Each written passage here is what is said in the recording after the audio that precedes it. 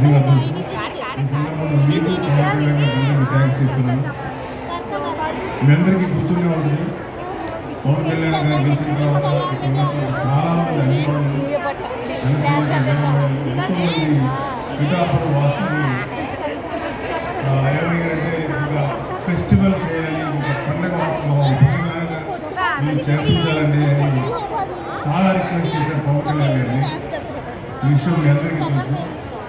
కానీ ఆ రోజు పవన్ కళ్యాణ్ గారు ఫస్ట్ గెలిచిన తర్వాత ప్రజలకు ఏదన్నా చేసి కదా వాళ్ళ జీవితంలో వాళ్ళకి ఏదన్నా ఉపయోగపడి ఆ ఉపయోగం ద్వారా వాళ్ళు సంతోషంగా ఉన్నప్పుడు అప్పుడు కదా పండుగ చేసుకోవాలి, అప్పుడు దాకా ముందు ఏదో ఒకటి చేయాలని చెప్పి చేయడం.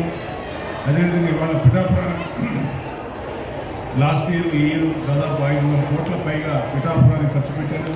అలాగే ఉప్పాడలో రిటైరింగ్ వాళ్ళు ఇలా ఎన్నో అభివృద్ధి కార్యక్రమాలు చేస్తున్నారు. సో నేను ఎప్పుడు అనుకునేవాడిని పవన్ కళ్యాణ్ లాంటి లీడర్ ఎన్నుకుంటే చాలా అద్భుతంగా సర్వీస్ చేస్తారు, ఆయన ఎన్నుకుంటే బాగుంది, ఎంతో మనస్ఫూర్తి కోరుకున్నాను.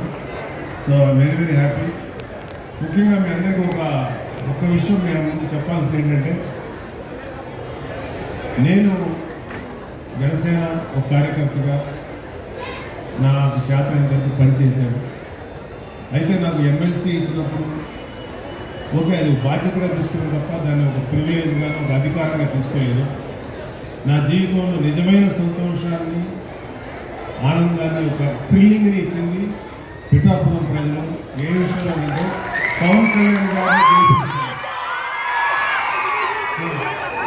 ఆ విధంగా పవన్ కళ్యాణ్ గారిని గెలుపు కారణమైన మీరు, మీ వల్ల నాకు వచ్చిన థ్రిల్ అంటే నాకు లైఫ్లో ఇదేంటి రాదు, చాలు ఈ లైఫ్కి ఆ థ్రిల్ చాలు, ఆ ఆనందం చాలు.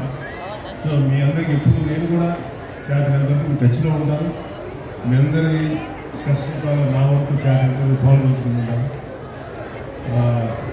Thank you very much. Pawan Kalyan garu లాంటి ఒక మంచి నాయకుడిని రాష్ట్రానికి అందించిన ఘనత మీది. ఓటర్స్, జనసైనికులు, వీరమహిళలు, థ్యాంక్ యూ వెరీ మచ్. జై Janasena. Thank you so much. మరి మన మధ్యకి వచ్చేసినటువంటి గౌరవనీయులు డిఆర్ఓ గారు, ఆర్డీఓ గారు, అలాగే జెడ్పీటీసీ గారు చేతుల మీదుగా చిరు సత్కారాన్ని అందుకోవాల్సింది.